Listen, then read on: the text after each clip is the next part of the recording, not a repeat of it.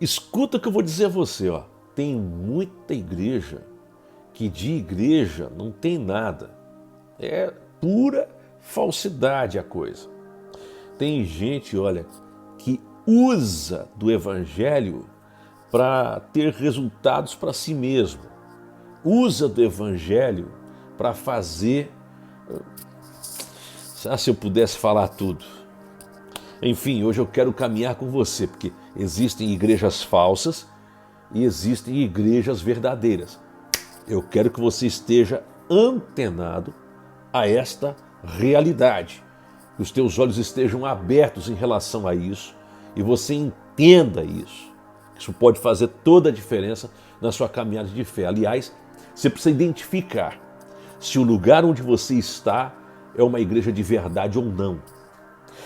Eu quero caminhar com você nesta transmissão de hoje. Antes, se você não é inscrito no meu canal, se inscreve, ativa o sininho, dá um like, um joinha, curta essa transmissão, escreve aqui sua cidade, também seu pedido de oração, e se você tem um testemunho para compartilhar, aproveita, manda para a gente aqui.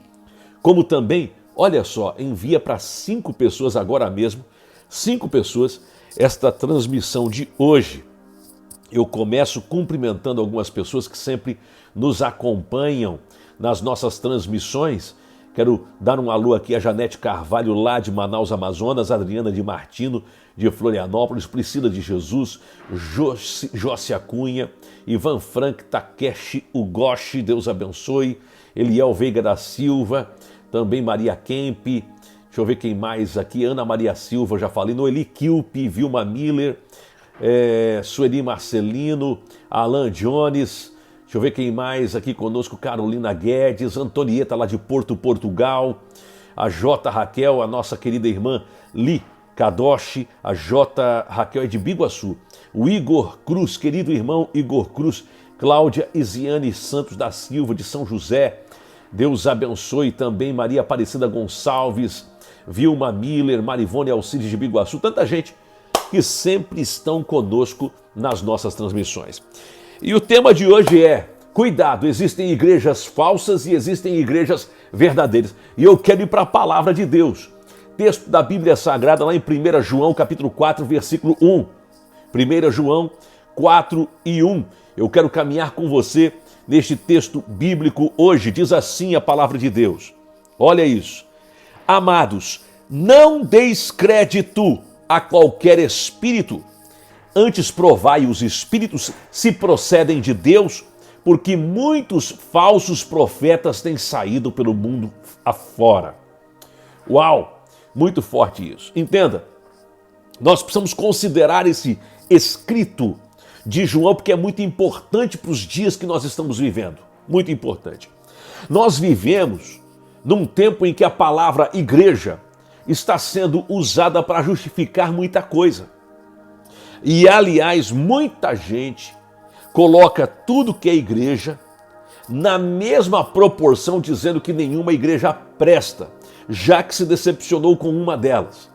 Entenda, nem toda comunidade que existe, movimento que existe, pode ser denominado como igreja. Escute, nem toda. Existem igrejas por aí que são pura vergonha. E Jesus nos alertou lá em Mateus capítulo 7, versículo 15. Mateus 7, 15. Olha, acautelai-vos dos falsos profetas que vos apresentam disfarçados em ovelhas, mas por dentro são lobos roubadores. Jesus falou isso lá em Mateus capítulo 7, versículo 15. Entenda que uma igreja falsa até pode ter aparência de piedade, de cuidado, mas na verdade ela nega o poder de Deus. A gente vê isso no escrito do apóstolo Paulo a Timóteo, lá na segunda carta, capítulo 3, versículo 5. Ele fala sobre isso. Claro, precisamos considerar que uma igreja verdadeira, ela tem a sua centralidade aonde? Em Cristo, na palavra de Cristo, fundamentada nos evangelhos, nas escrituras, e ela é conduzida pela presença do Espírito Santo. Talvez você pergunte, pastor, quais são as características de uma igreja falsa? Quais são? Quais são? Geisa Voga, Deus abençoe. Deus abençoe também aqui, ó, Maria Aparecida Gonçalves, Márcia Silva.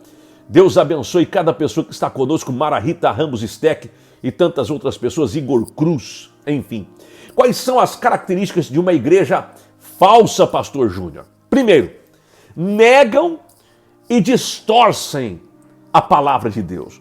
Negam e distorcem a palavra de Deus. A Bíblia diz, lá em 2 Timóteo, capítulo 4, versículos 3 e 4, porque virá tempo em que não suportarão a sã doutrina, pelo contrário, cercar-se-ão de mestres segundo as suas próprias cobiças, como que sentindo coceira nos ouvidos, e se recusarão a dar ouvidos à verdade, entregando-se às fábulas. Olha isso. O apóstolo Paulo está alertando. Vai chegar num momento que a sã doutrina será colocada de lado. De verdade é isso. Paulo está dizendo sobre um tempo em que a verdade seria trocada por narrativas convenientes. Aliás, o termo grego mutos significa o quê? Mitos inventados ou histórias falsas, mostrando que as igrejas criam em doutrinas que não eram bíblicas, mas simplesmente para agradar um público, agradar um tipo de gente. Um evangelho que não confronta, que não exige transformação, posicionamento. Uau! Que evangelho é esse? Que as pessoas continuam vivendo uma vida leviana sem compromisso nenhum com Deus. Então tem muita igreja falsa por aí. A pessoa acha que está indo para o céu, mas está indo para o inferno. A verdade é essa.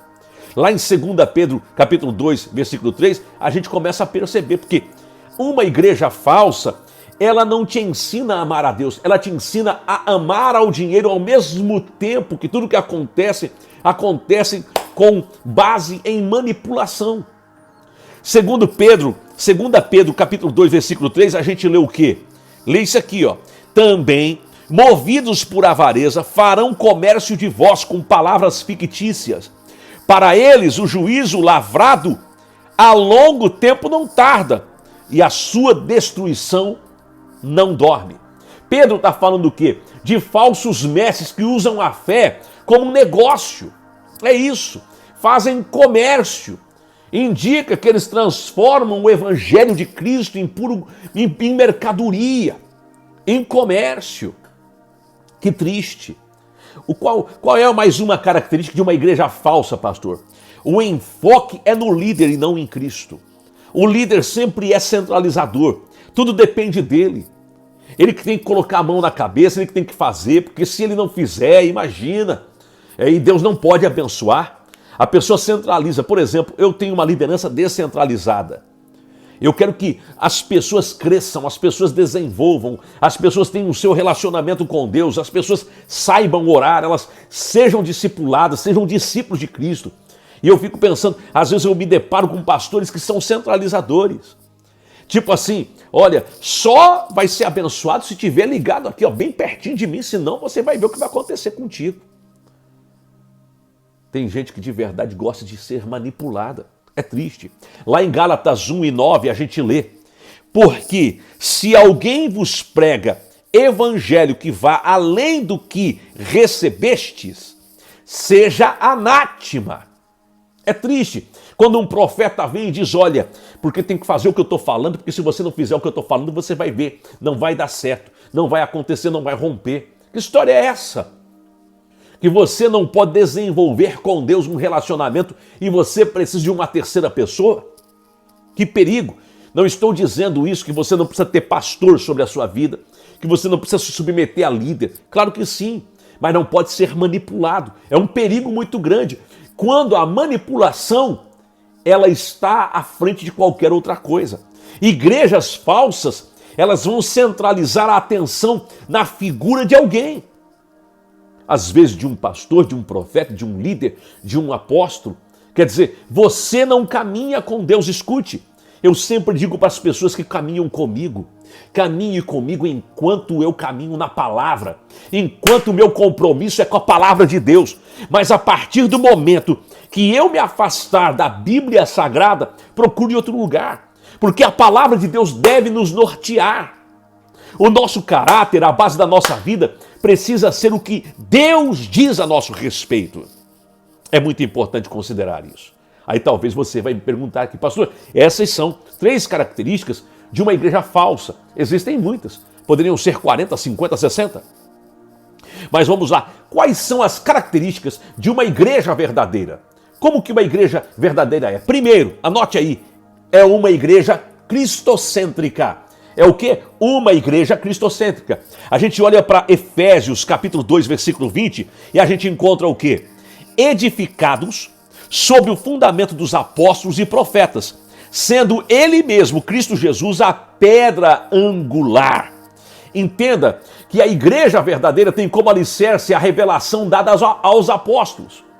Os apóstolos, eles estabeleceram a igreja fazendo o quê? Com que as pessoas olhassem para Cristo. Para Cristo.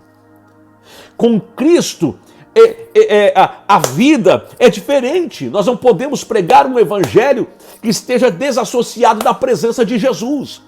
Cristo é o centro, Cristo é a base, Cristo é a sustentação, Cristo é o foco, Cristo é a razão, Cristo é o propósito, Cristo é a base da nossa pregação. Primeiro, uma igreja precisa ser cristocêntrica. Segundo, uma igreja saudável tem compromisso com a palavra de Deus. Com o quê? Com a palavra de Deus, com a doutrina da palavra de Deus. É saudável. Lá em Atos 2:42 a gente lê, olha isso. E perseveravam na doutrina dos apóstolos e na comunhão, no partir do pão e nas orações. É muito forte. A igreja primitiva era um modelo de uma igreja que andava na palavra. O ensino bíblico era a base, o discipulado, a busca pela presença de Deus e a comunhão de uns com os outros. Tá cheio de igreja por aí, cheia de panelinha. Cheia de panelinha. É um problema muito sério. Um problema muito sério. Cuidado com as panelinhas. Não faça parte de panelinha. Não exclua pessoas. E a terceira característica de uma igreja saudável, uma igreja verdadeira. Terceiro, ela tem manifestação da comunhão com Deus e com os irmãos. Ah, meu irmão, o amor de um para com o outro deve acontecer no seio da igreja. João 13:35 a gente lê, diz assim: nisto todos conhecerão que sois meus discípulos, se tiverdes amor uns aos outros. Uau, esse texto é poderoso.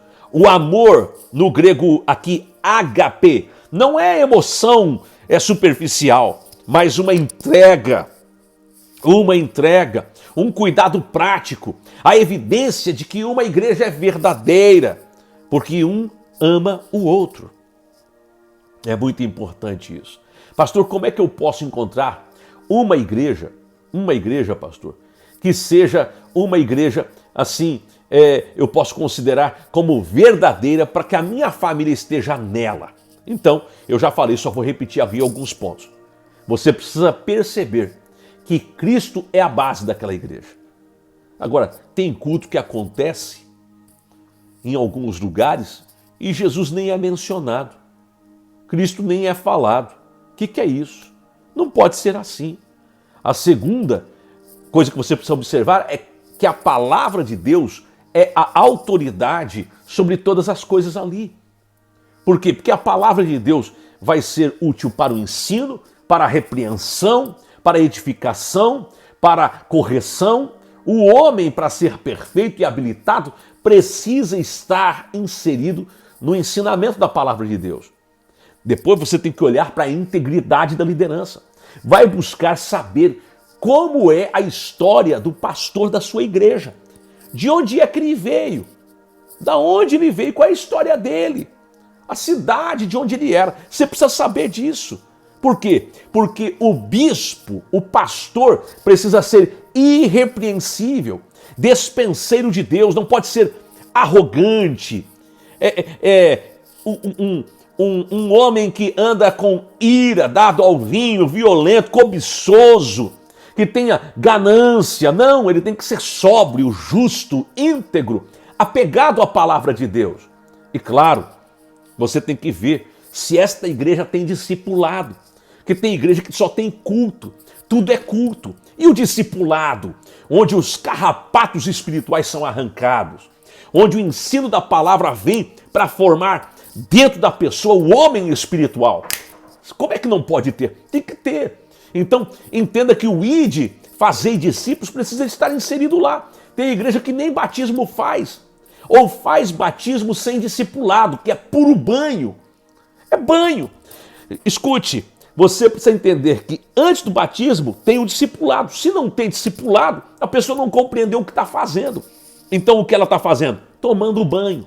Não é batismo de verdade. E está cheio de gente dizendo, fui batizado. O que é o batismo para você? A pessoa não sabe responder.